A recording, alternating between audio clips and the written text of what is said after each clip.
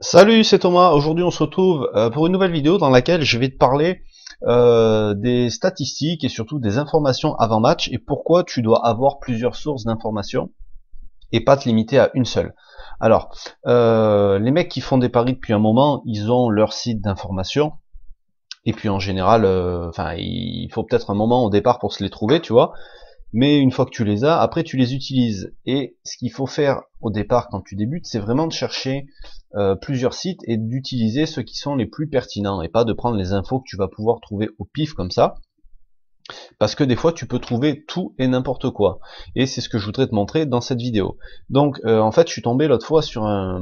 J'avais proposé un prono là sur le... autant dans le groupe privé que sur... je l'avais proposé publiquement aussi, c'était sur le match OM Monaco qui s'est joué donc dimanche dernier au moment où j'enregistre la vidéo. Et donc le prono c'était Monaco plus 0,75. Donc plus 0,75, si tu connais pas ce type de pari, ça s'appelle un handicap asiatique. Et en gros, ça veut dire que Monaco, si Monaco perd de 1 le pari, enfin si Monaco perdait de 1 but, j'étais à moitié remboursé sur la mise. Et voilà, si Monaco gagnait, si Monaco faisait match nul, c'était gagnant. Et si Monaco perdait de plus de 1 but, donc par 2 buts, 3 buts, etc., le pari était perdant seulement dans ce cas-là. Donc le pari asiatique, c'est un moyen de sécuriser tes paris.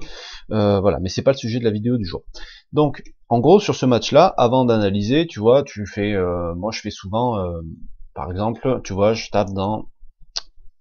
tape comme ça, OM Monaco, je vais dans actualité et je regarde les actualités sur ce match-là. Et donc, j'étais tombé sur OM Monaco, les stats d'avant-match. Donc tu vois, moi j'ai mes sites que j'utilise d'habitude, et je fais toujours une petite recherche comme ça dans Google, voir si je trouve pas des informations de dernière minute, ou des trucs qui m'auraient échappé, parce que les sites que j'utilise le plus souvent, c'est des sites de statistiques, mais ça suffit pas pour analyser un match.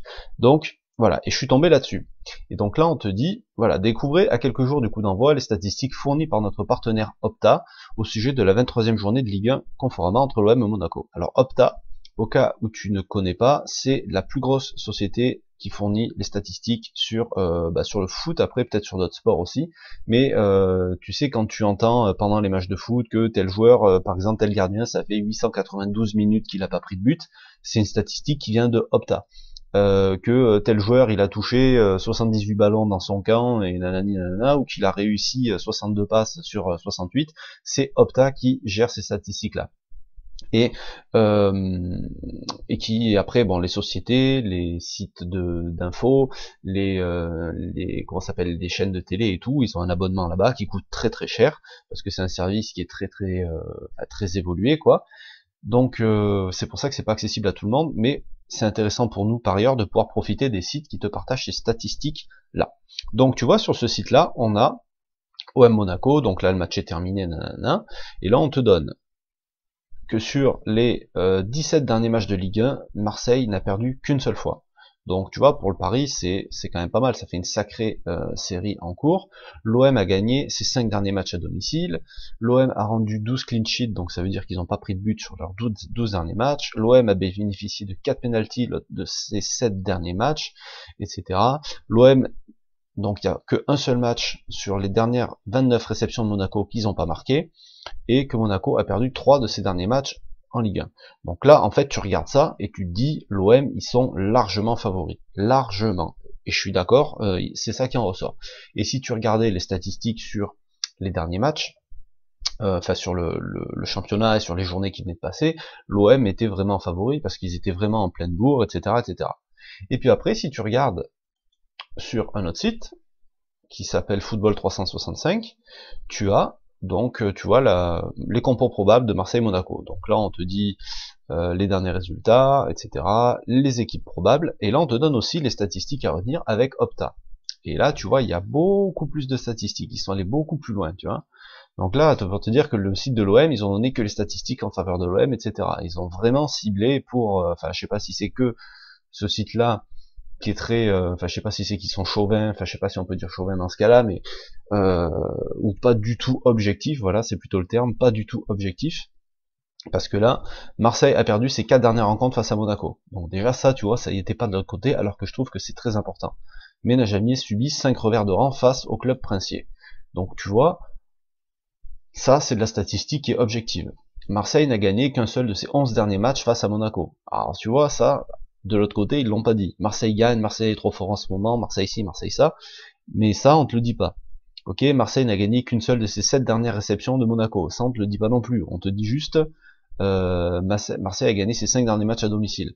Donc tu vois, enfin bon, je vais pas te lire toutes les statistiques parce qu'il y en a beaucoup, quoi. Mais tout ça pour te dire que c'est très important d'avoir plusieurs sources d'informations et vraiment essayer d'en trouver qui soient objectives. Parce que celle-là, elle est clairement pas objective du tout. Celle-là, elle l'est beaucoup plus. Et d'ailleurs, tu vois, ça se vérifie quand tu regardes le tête-à-tête, les derniers face-à-face en Ligue 1, tu vois, en Ligue 1, entre Marseille et Monaco. 2-2, 6-1 pour Monaco, 4-1 pour Monaco, 4-0 pour Monaco, 2-1 pour Monaco, 3-3. Marseille, la dernière victoire, elle remonte à 2014-2015. Monaco qui gagne encore, Monaco qui gagne encore, Monaco qui gagne encore, etc., etc. Donc, tu vois, Monaco, ils avaient marqué 6, 4, 14, 16 buts sur les 4 derniers matchs. Ils en avaient encaissé 1, 2, 3. Donc, ça, c'était aussi un paramètre à prendre en compte, peu importe la forme de Marseille en ce moment, tu peux pas ne pas prendre en compte ça quand tu vas faire ton pari. Et je m'étais fait pourrir par un mec qui m'avait envoyé un mail en me disant que je comprenais vraiment rien, que j'étais une quiche en pari sportif, qu'il fallait être complètement débile pour croire que Marseille allait pas gagner ce match-là, etc., etc. Alors je dis pas que je suis un génie parce que des paris j'en perds. D'ailleurs j'en ai perdu pas mal au mois de janvier, j'ai fini le mois en négatif, mais il n'empêche que sur ce match-là, l'analyse était bonne et enfin bref, peu importe. Donc voilà, retiens bien ce truc-là, c'est que essaye d'avoir des sites d'information qui sont objectifs, qui sont pas orientés vers un club ou vers un autre. C'est très important parce que ça peut du coup te faire voir les choses complètement sous un autre angle. Tu vois, les statistiques, on peut les utiliser comme on veut, on peut les détourner comme on veut, et c'est exactement ce qu'ils ont fait sur ce site-là. Donc voilà pourquoi je te conseille de multiplier tes sources d'informations au maximum et de cibler vraiment celles qui sont les plus objectives pour faire tes paris. C'est tout ce que je voulais dire dans cette vidéo. Voilà, j'espère que ça te servira pour les matchs du week-end qui vont venir, que tu feras attention à tous ces trucs-là. Nous on se retrouve donc tous les mardis, tous les jeudis pour une nouvelle vidéo. N'oublie pas de t'abonner pour être informé des prochaines. Sur ce, je te laisse, je te dis à bientôt, ciao.